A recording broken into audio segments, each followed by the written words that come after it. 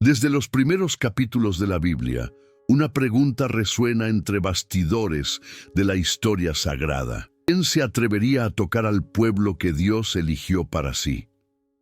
La nación de Israel no era solo un pueblo entre muchos, era la herencia viviente del Altísimo, guardián de las promesas de Dios, depositario de la fe y receptor de las palabras eternas. Pero a lo largo de los siglos, los enemigos se han levantado furiosos, tratando de silenciar al pueblo del pacto. ¿Qué impulsó a estas naciones a emprender la guerra contra Israel?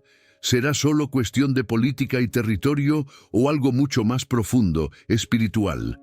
Y lo que es más, ¿son estos enemigos cosa del pasado o todavía aparecen disfrazados en nuestras batallas diarias? Quizá hayas leído sobre Egipto, Babilonia, los filisteos, los amalecitas. Pero ¿te has dado cuenta de que cada uno de ellos representa más que un simple desafío histórico? Son, de hecho, símbolos poderosos de todo lo que intenta oponerse al plan de salvación. Fuerzas que también hoy intentan alejarnos de la fe, atarnos a la esclavitud del miedo, arrojarnos a la desesperación y a la duda. Y cuando miramos estas historias a través de los ojos del Espíritu Santo, nos damos cuenta de que la lucha espiritual que enfrentó Israel es también la nuestra. No es casualidad que Jesús, al enseñar sobre el reino, recuerde pasajes donde el pueblo de Dios enfrentó peligros, pero también vio grandes liberaciones. Viajaremos a través de una línea temporal llena de tensión, guerra y redención. Comenzaremos por Egipto, pasaremos por los amalecitas, filisteos, moabitas, amonitas, Asiria, Babilonia, y en cada uno de ellos una revelación. Lo que parecía simplemente una batalla carnal era en realidad un campo de batalla espiritual. Detrás de las lanzas, arcos y escudos había un complot invisible que intentaba impedir el cumplimiento de la promesa de Dios. Y al final de cada batalla, incluso frente a las pruebas más grandes, el amor de Dios siempre prevaleció. Pero antes de pasar al primer pueblo enemigo, quiero hacerte una invitación especial. Comprueba si ya estás suscrito al canal. Perfecto. Como ya has aprobado la introducción, ahora continuaremos con la Pauta 4, desarrollando un tema a la vez, con 8 párrafos de 6 líneas, narrativa, mentora, inspiradora, tono emocional, SEO natural, storytelling y conexión con la vida del espectador. A continuación, el desarrollo completo del tema 2, Egipto, el imperio que esclavizó a los hijos de Jacob. Egipto fue más que un escenario geográfico en la historia de Israel. Simbolizó una prisión invisible, un lugar donde los sueños morían y la libertad era sofocada por el peso de la opresión.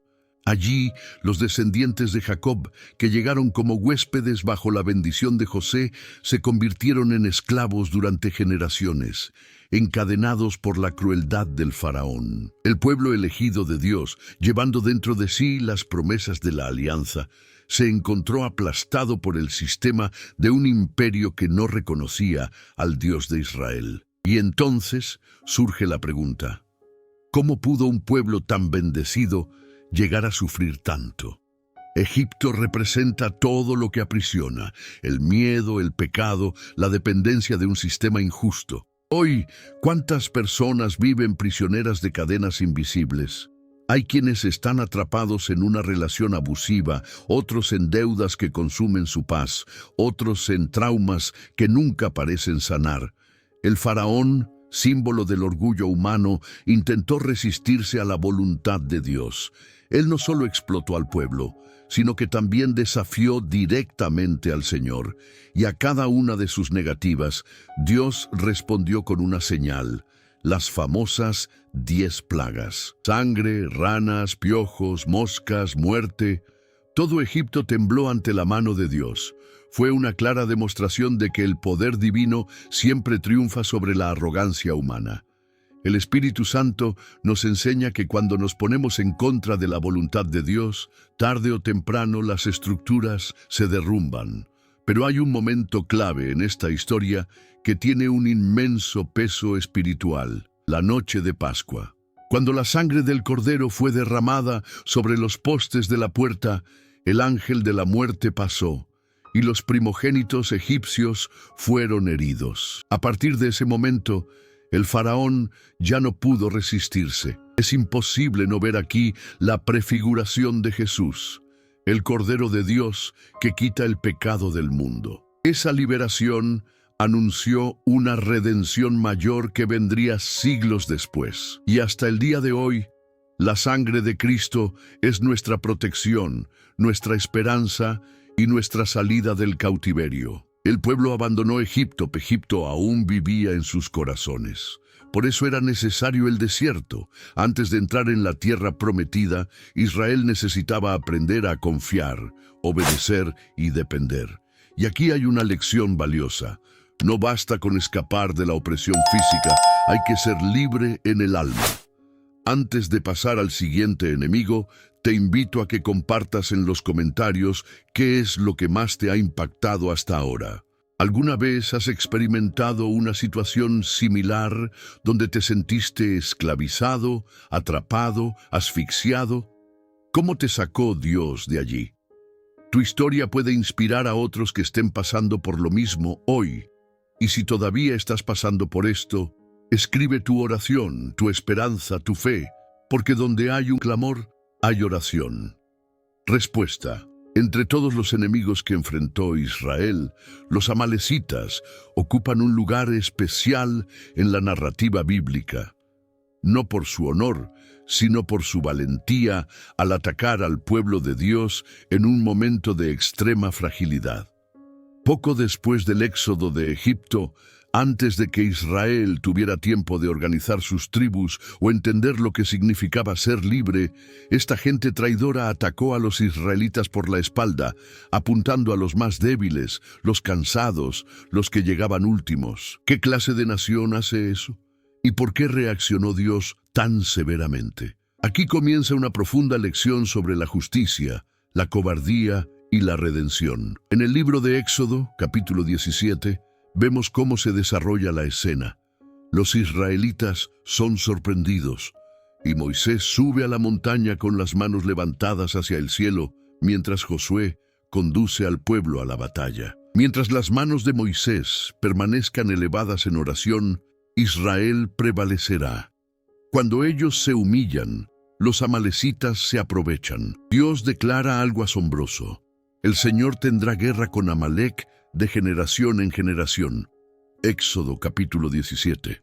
Esta frase no fue una exageración divina, sino una respuesta al tipo de mal que surge para destruir la promesa incluso antes de que florezca. Los amalecitas simbolizan todo lo que intenta alcanzarnos cuando estamos débiles: voces acusadoras, tentaciones, cansancio, personas que se aprovechan de nuestro dolor. Pero la promesa permanece. El amor de Dios es escudo y refugio para quienes confían en Él. Jesús es nuestra fuerza cuando ya no tenemos fuerzas.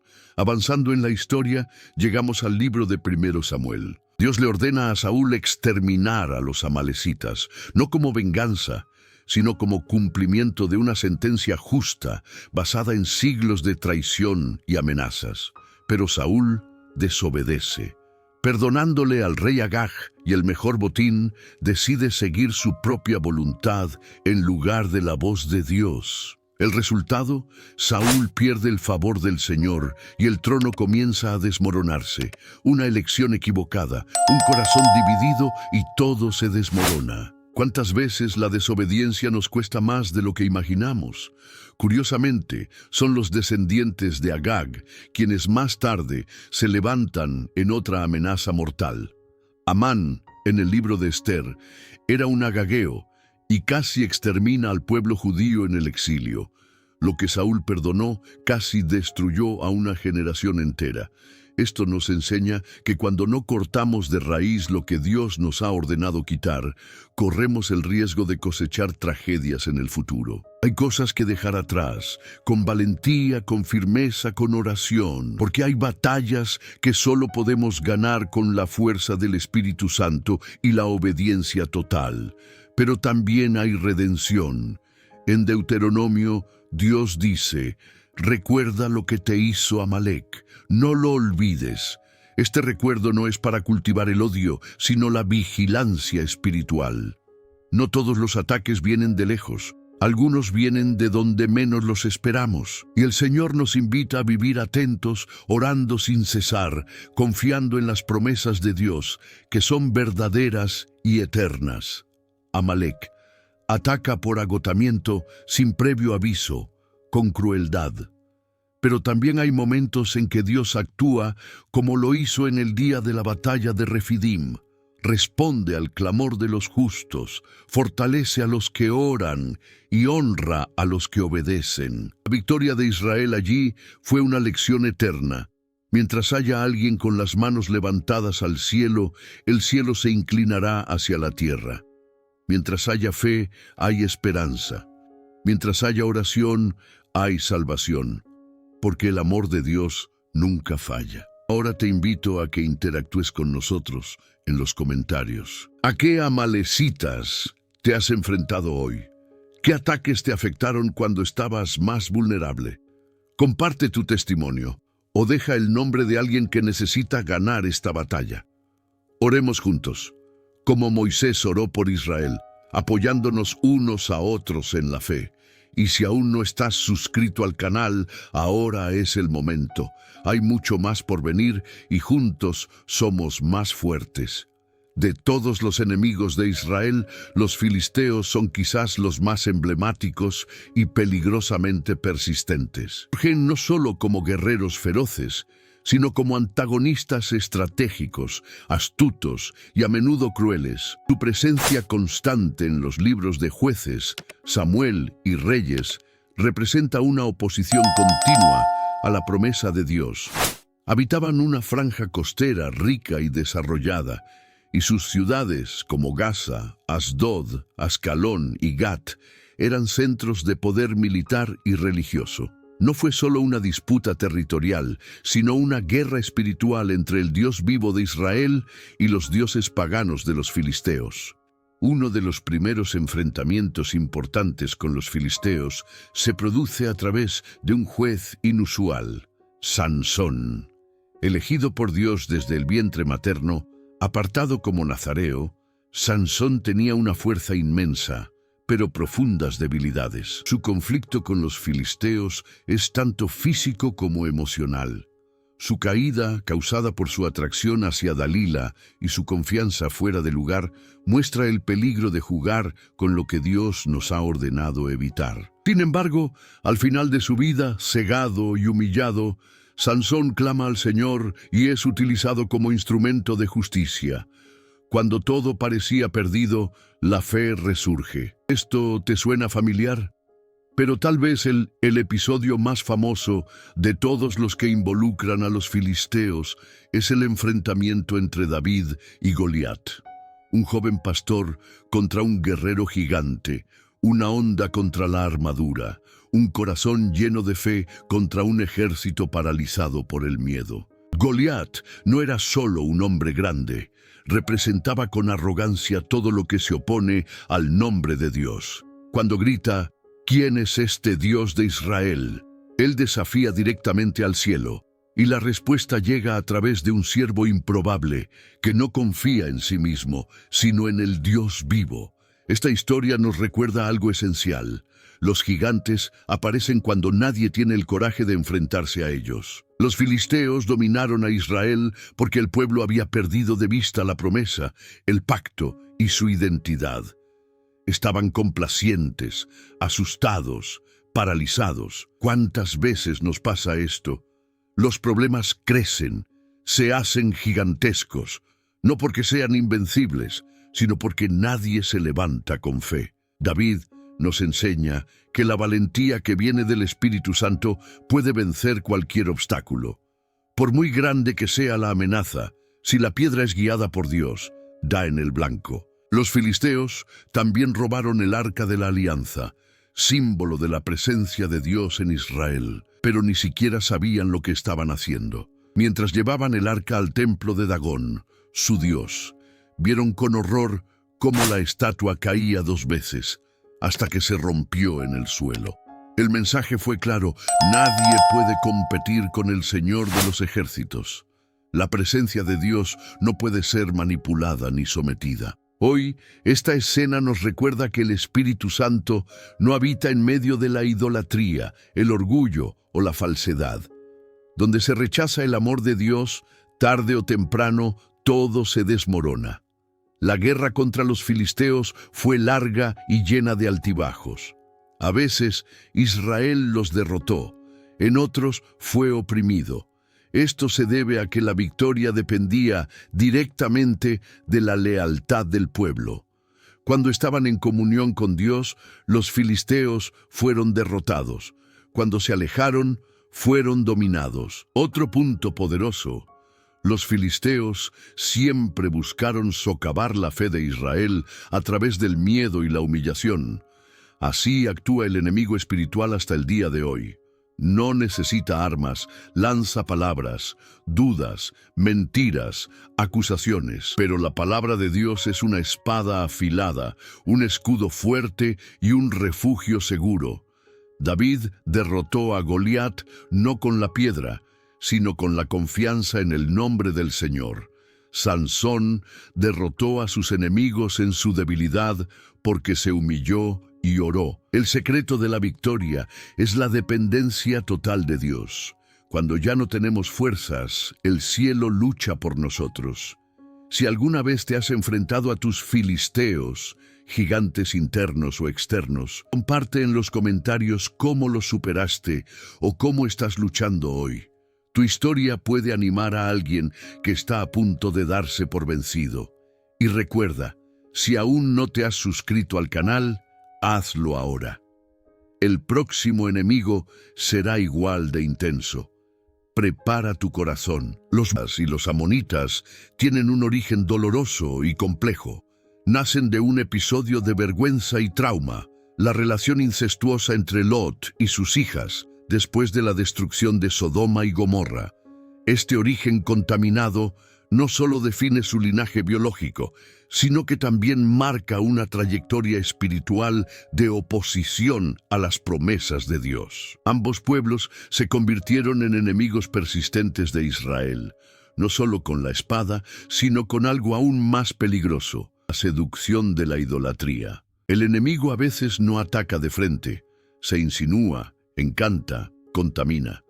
En la Biblia, los moabitas y los amonitas son conocidos por su sutil estrategia: corromper al pueblo de Dios, desviándolos del altar del pacto. Uno de los episodios más llamativos ocurre en Números capítulo 25, cuando los hombres de Israel se involucran con mujeres moabitas y bajo su influencia comienzan a adorar a Baal Peor. El resultado fue devastador.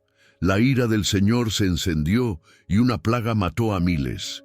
La lección es clara y aterradora. El enemigo no siempre quiere destruirte. A veces solo quiere seducirte para que te destruyas a ti mismo. ¿Cuántas veces nos pasa esto también a nosotros?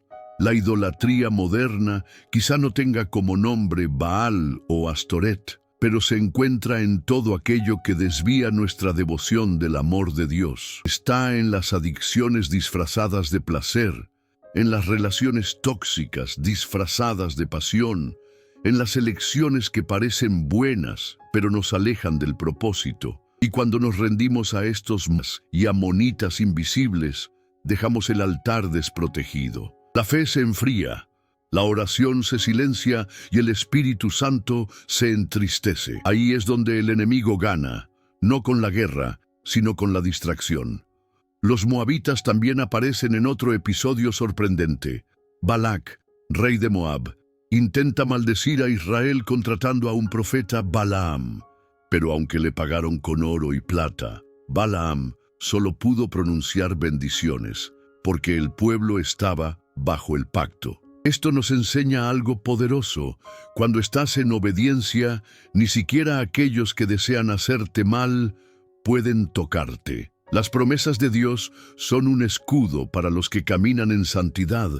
La fidelidad del Señor convierte una maldición en una bendición. ¡Qué consuelo para quienes viven rodeados de enveja y persecución! Pero así como hay destrucción, también hay esperanza. En medio de toda esta historia de idolatría y rechazo, nace una gloriosa excepción. Ruth, la moabita, viuda, extranjera, pobre, pero llena de fe.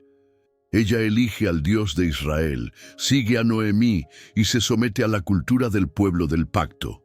Su gesto de amor y obediencia la convierte en antepasada de David y, por tanto, en antepasada del propio Jesús.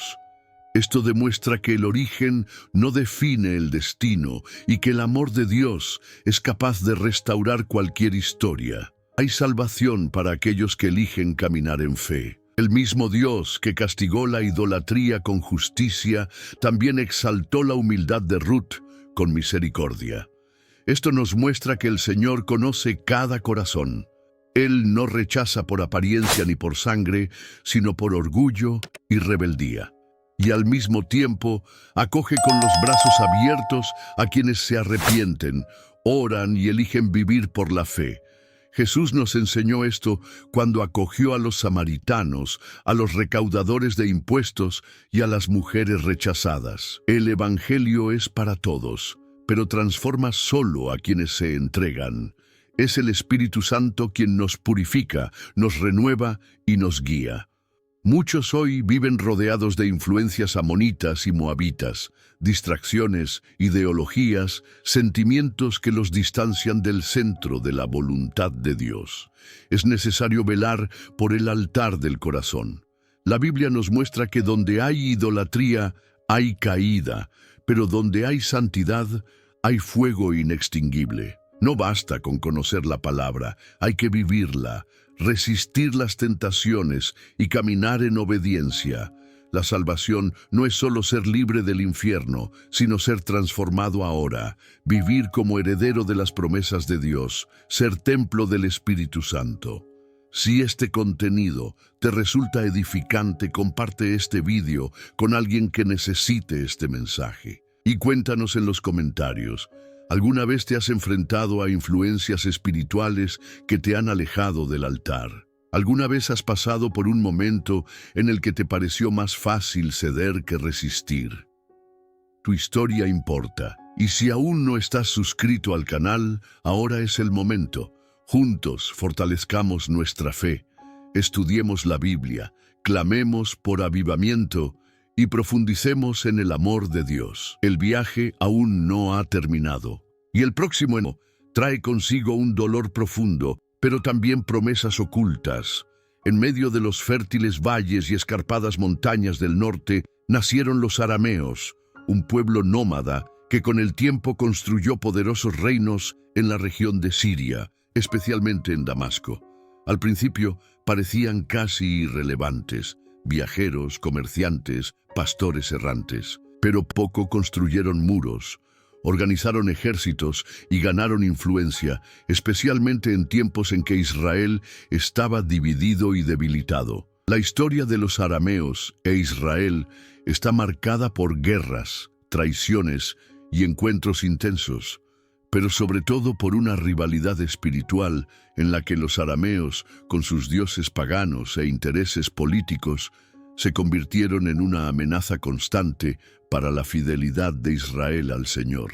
Cuando analizamos los relatos bíblicos como 1 Reyes capítulo 20 y 2 Reyes capítulo 6, vemos a los arameos como un pueblo astuto, estratégico y persistente.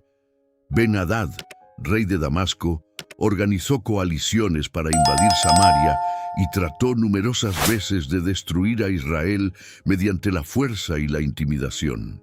Y aún así, Dios, en su misericordia, intervino para proteger a su pueblo, incluso cuando Israel estaba sumido en la idolatría. Esta protección divina incluso en medio de la desobediencia, muestra que la alianza de Dios no dependía del mérito de Israel, sino de la fidelidad del Señor mismo. La guerra contra los arameos no fue solo militar, fue una batalla de confianza. ¿Confiaría Israel en su pacto con Yahvé o buscaría acuerdos políticos y alianzas humanas? Uno de los episodios más impactantes que involucra a los arameos es el asedio de Samaria. El hambre se extendía, la desesperación se apoderaba de la ciudad y la presencia del enemigo parecía invencible. Y sin embargo, en medio de esta tragedia, Dios confunde a los ejércitos arameos, los hace huir en pánico y da la victoria a su pueblo sin que se alce una sola espada. Este momento revela algo profundo. Cuando el pueblo de Dios está al límite, cuando ya no hay fuerzas humanas, es allí donde el poder del cielo se manifiesta con más gloria. Los arameos no fueron derrotados por estrategias militares, sino por la intervención divina que expuso el fracaso de la confianza humana y reafirmó que solo el Señor es un refugio seguro. Pero no todos los encuentros con los arameos estuvieron llenos de guerra y destrucción. En la historia de Naamán, el comandante del ejército sirio, vemos el poder de la gracia de Dios cruzando fronteras. Naamán, un leproso, viaja a Israel para buscar una cura, y Eliseo le ordena sumergirse 7 veces en el Jordán. Obedeciendo, queda curado, y su reacción es más poderosa que cualquier batalla. Reconoce que no hay más Dios que el Dios de Israel. Aquí los arameos no son solo enemigos, también son blanco de la misericordia divina. Incluso en medio del conflicto, Dios mostró que su plan era mayor que las fronteras de una nación. Quería tocar también los corazones de los extranjeros. Sin embargo, los arameos no se inclinó ante el Dios de Israel. Después de la muerte de Naamán, los reinos sirios volvieron a la idolatría, a las alianzas malvadas y a la guerra contra Judá e Israel. Siglos después, la ciudad de Damasco todavía sería recordada por los profetas como símbolo de orgullo y oposición al plan de Dios. Isaías, Amós y Jeremías profetizan su caída y destrucción. El mensaje es claro.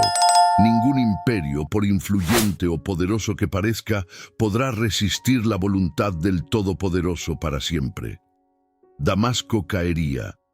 Los arameos desaparecerían como potencia, pero la promesa de Dios a su pueblo permanecería. Los arameos representan el tipo de enemigo que se impone no solo con espadas y caballos, sino también con diplomacia, influencia cultural y religión. Son el enemigo sutil que intenta corromper a Israel desde dentro, socavar su fe y sustituir su confianza en Dios con pactos políticos.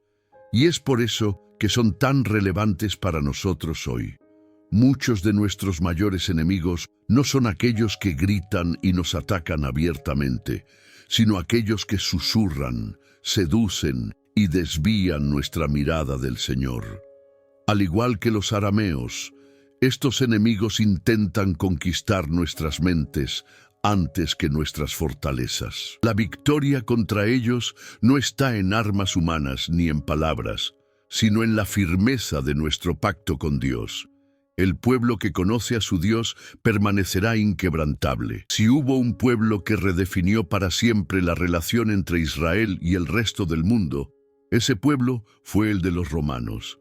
No eran simplemente otro enemigo en la larga lista de opresores del pueblo de Dios. Eran una fuerza global, un imperio que combinaba poder militar, control político, influencia cultural y una aparente civilidad que ocultaba brutalidad y tiranía.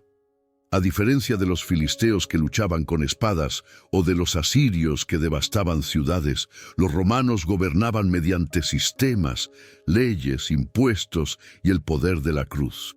Y fue bajo este gobierno que el Mesías prometido vino al mundo. y fue precisamente por orden de este imperio que él fue clavado en la cruz. En este punto de la historia, el enemigo de Israel ya no era un ejército acampado fuera de los muros, sino una presencia constante dentro de la ciudad santa, en el templo, en los atrios, en las monedas e incluso en los corazones de muchos que se inclinaban ante César. El Imperio Romano no solo invadió Israel, se infiltró en su alma. El dominio romano comenzó oficialmente sobre Judea alrededor del año 63 a.C., cuando el general Pompeyo invadió Jerusalén. A partir de entonces, los judíos se convirtieron en vasallos del imperio. Aunque tenían cierta libertad religiosa y cierto grado de autonomía interna, el precio era alto. Fuertes impuestos, interferencia en los asuntos internos y, lo más doloroso, la presencia constante de las legiones romanas. El gobernador romano, como Poncio Pilato, tenía poder de vida y muerte sobre los judíos, incluido el propio sumo sacerdote. Fue una época de humillación disfrazada de paz. Israel, el pueblo que una vez había sido gobernado por reyes ungidos por Dios, ahora estaba bajo el yugo de un imperio pagano. El templo mismo, sagrado para los judíos, fue profanado bajo la atenta mirada de las águilas romanas. Y mientras los judíos esperaban un Mesías liberador, el imperio observaba con temor cualquier movimiento que pareciera amenazar su supremacía. La tensión entre judíos y romanos creció hasta estallar en varias revueltas. La más famosa de ellas fue la Gran Revuelta Judía entre los años 66 y 70 d.C. El resultado fue catastrófico. El ejército romano, dirigido por el general Tito, rodeó Jerusalén, invadió la ciudad y destruyó el templo, una catástrofe sin precedentes para el pueblo de Dios. El lugar más sagrado fue quemado, saqueado y reducido a ruinas. Muchos judíos fueron asesinados y otros fueron vendidos como esclavos. Lo que había sido un símbolo del pacto entre Dios y su pueblo ahora estaba en escombros, un recordatorio de que el orgullo, la desobediencia y la esperanza equivocada pasan factura. La destrucción del templo no fue solo una tragedia arquitectónica, fue un grito divino de corrección. Dios permitió que los romanos tocaran su casa para que el corazón de Israel volviera a latir, no con piedras, sino con el espíritu. Los romanos no solo eran un enemigo político, sino también espiritual. Representaban la fuerza del mundo, el sistema del hombre, la gloria fugaz de los imperios terrenales. En contraste con el reino de Dios, invisible, eterno, humilde, Roma irradiaba poder, orgullo, idolatría y persecución. Fue en este contexto donde nació Jesús, no en un trono romano, sino en un pesebre, no entre los palacios del poder, sino entre los pobres y los rechazados. No levantó la espada contra Roma, pero se enfrentó a una tiranía más profunda, la del pecado, de la muerte, del corazón corrupto. Aún así, los romanos lo crucificaron, no porque temieran sus armas, no las tenía, sino porque temían su reino, un reino que no podía ser derrotado con lanzas ni hogueras, pues no era de este mundo. Cuando clavaron a Jesús en la cruz, Roma pensó que había ganado, pero, de hecho, en ese pesar de la aparente derrota, se logró la salvación del mundo. Esto es precisamente lo que hace de los romanos uno de los mayores enemigos espirituales de Israel. Fueron ellos quienes llevaron a cabo la mayor injusticia de la historia, incluso sin entender lo que estaban haciendo. Representaban al mundo que rechaza al Mesías, que se burla de la fe, que sustituye la verdad por conveniencias políticas y religiosas. Eran el retrato de un sistema que hasta el día de hoy sigue persiguiendo a quienes siguen al Cordero. Incluso después de la caída del Imperio Romano, el espíritu de Roma aún sigue vivo donde quiera que se burla el nombre de Dios, donde la fe es tratada como debilidad y donde los seguidores de Cristo son silenciados. Y así como en el pasado, La respuesta de Dios no viene con espadas, sino con testimonios vivos, con mártires, con iglesias que no se doblegan ante el sistema, sino que viven para la gloria de un reino eterno. La cruz que erigió Roma se convirtió en el puente entre el cielo y la tierra. Y aunque Roma era un enemigo, Dios usó su propio poder contra ella para cumplir propósitos divinos. Porque incluso los enemigos de Israel, cuando Dios lo permite, se convierten en instrumentos de su voluntad. En este recorrido por los pueblos enemigos de Israel, nos encontramos con un grupo que, aunque mencionado con menos frecuencia, tiene una carga simbólica y teológica muy intensa: los cananeos restantes. Este pueblo, que habitaba la tierra de Canaán antes de la llegada de los israelitas, representa más que un enemigo físico o político. Se convirtió en un símbolo de las tentaciones espirituales y morales que amenazaban constantemente la fidelidad del pueblo de Dios. En todas las batallas da vida. Shalom. La relación con los cananeos no fue solo un enfrentamiento militar, sino, sobre todo, una batalla invisible entre la alianza con el Dios de Israel y la seducción de las costumbres paganas, los altares extraños y la corrupción espiritual. El libro de los Jueces, en particular, expone esta tensión de forma cruda. Los cananeos permanecen en la tierra, y con su permanencia vienen la idolatría, los matrimonios mixtos y la lenta decadencia espiritual de un pueblo que había sido llamado a la santidad. Es esencial entender que los cananeos, a diferencia de otros pueblos a los que Israel se enfrentó en batallas o campañas específicas, continuaron viviendo codo a codo con los hebreos. Y esta coexistencia no fue pacífica en términos espirituales. En lugar de expulsar completamente a los habitantes de la tierra, como ordenó Dios, los israelitas a menudo se asentaron, hicieron pactos, toleraron sus rituales y, peor aún, comenzaron a adoptarlos. La idolatría cananea, marcada por el culto a Baal y a Asera, con prácticas como la prostitución ritual e incluso sacrificios humanos, corrompió progresiva y dolorosamente los principios del pueblo de Dios. No era una guerra de espadas, sino de influencias, donde el enemigo ya no venía con lanzas, sino con falsas promesas de prosperidad y fertilidad, enmascaradas bajo perversos mantos religiosos. El impacto de los cananeos en la historia espiritual de Israel fue profundo. El libro de los Jueces traza un patrón cíclico de caída y restauración. El pueblo se aleja de Dios, se vuelve a la idolatría cananea, es oprimido, clama a Dios, y entonces Él envía un juez para liberarlos. Pero pronto todo se repite. Esta espiral de decadencia muestra que, más peligroso que un ejército enemigo, es un corazón dividido, seducido por doctrinas extrañas y hábitos corruptos. El mayor campo de batalla se convirtió en el alma de Israel. Y en este contexto, los cananeos no eran simplemente adversarios históricos, se convirtieron en un recordatorio eterno de cómo el pecado tolerado se infiltra, se normaliza y destruye desde adentro. En lugar de eliminar la contaminación, Israel a menudo prefirió vivir con ella, con consecuencias desastrosas. Es interesante notar que, incluso después de siglos, la influencia cananea sigue siendo un símbolo fuerte en las Escrituras. Profetas como Elías se enfrentaron a los ecos de esta idolatría en los días de Acab y Jezabel, cuando la adoración a Baal parecía haber ganado.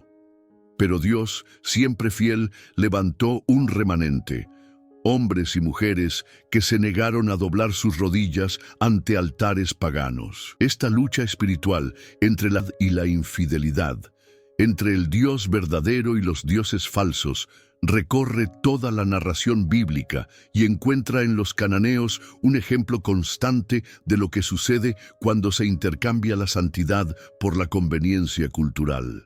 La tierra que debería ser santa se convirtió muchas veces en escenario de confusión espiritual, debido a la coexistencia con este pueblo que nunca fue completamente derrotado. En última instancia, lo que aprendemos de los cananeos es un principio que resuena hasta el día de hoy. Los mayores enemigos no siempre son los más visibles. No siempre llegan armados, sino disfrazados de tradición, cultura y normalidad. El error de Israel fue no obedecer plenamente, no cortar el mal de raíz, y esta desobediencia tuvo un coste muy alto. La lección es clara. Donde hay complacencia en el pecado, surge un cautiverio nuevo, más sutil y profundo. La historia de los cananeos es un llamado a la vigilancia, a la fidelidad y al coraje de no negar observar la verdad, porque el pueblo de Dios solo sigue siendo pueblo de Dios cuando elige el camino de la santidad, aunque sea el más difícil, aunque exija romper con todo lo que es popular, aceptado o conveniente. A lo largo de la historia del pueblo de Israel, desde los días de Abraham hasta los tiempos del exilio y el regreso a la tierra prometida, una verdad sagrada resuena como un estribillo silencioso. Israel nunca caminó solo. Allá donde iban, las naciones los seguían. Pueblo que vio con desdén la promesa que Dios había hecho a los descendientes de Abraham. Pueblo que no reconoció al Dios de Israel, ni la justicia de sus caminos, y por ello intentó silenciar, detener y aniquilar el plan divino para su pueblo. Pero a pesar de las guerras, invasiones, asedios e idolatrías que a menudo sedujeron a los israelitas, el hilo de la fidelidad divina nunca se rompió.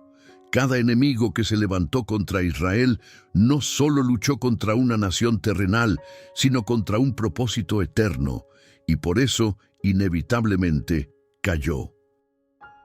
Los enemigos de Israel, ya sean los egipcios con su esclavitud despiadada, los filisteos con su constante provocación, los amalecitas con su crueldad desenfrenada, o los asirios con su brutalidad imperialista, representaban más que poderes humanos. Eran símbolos de las fuerzas que se oponen al reino de Dios. Muchos de ellos se levantaron furiosos, cargados de arrogancia, dominados por la violencia, pero todos cayeron. Ningún imperio ha sobrevivido al juicio del Señor de los ejércitos. Sus nombres están en las Escrituras como recordatorios, no de su fuerza, sino de la gloria de aquel que los derrotó. En cada generación, los enemigos de Israel también reflejaron las luchas internas del pueblo por la lealtad. No fue solo una guerra física, sino espiritual. Alianzas indebidas, pactos con reyes paganos, la seducción de ídolos, todo esto era parte del campo de batalla. E incluso en las mayores tragedias, como el exilio en Babilonia, Dios no los abandonó. Él incluso usó sus propios enemigos para disciplinar a su pueblo, como un padre corrige al hijo que ama. Esto demuestra que la soberanía divina trasciende la lógica humana. Incluso los oponentes eran, al final, instrumentos de un plan mayor. Por eso, cuando hoy miramos esta larga lista de personas que se levantaron contra Israel, no solo vemos la historia de batallas y traiciones, vemos también la paciencia divina, la pedagogía celestial y la fidelidad de un Dios que, incluso en medio del fuego cruzado, moldeó a su pueblo para algo mayor. El viaje de Israel a través de la historia es, de hecho, un viaje de gracia. Incluso rodeado de enemigos por fuera y de dudas por dentro, el pueblo de Dios siempre ha sido guiado por una mano invisible, firme y amorosa. Si hay una lección eterna en todo esto, es esta: ningún enemigo es lo suficientemente grande como para frustrar los planes del Altísimo. Los pueblos pasaron, los reinos cayeron, los falsos dioses fueron olvidados. Pero la palabra del Señor permanece para siempre. Israel sobrevivió, y no solo sobrevivió, sino que cumplió su misión. Fue el pueblo el que dio a luz al Mesías, aquel que en la cruz derrotó al último y más grande de todos los enemigos, la muerte. La historia de los enemigos de Israel es en realidad la historia de la victoria del reino de Dios. Este viaje a través del paisaje bíblico de los pueblos enemigos de Israel te habló al corazón.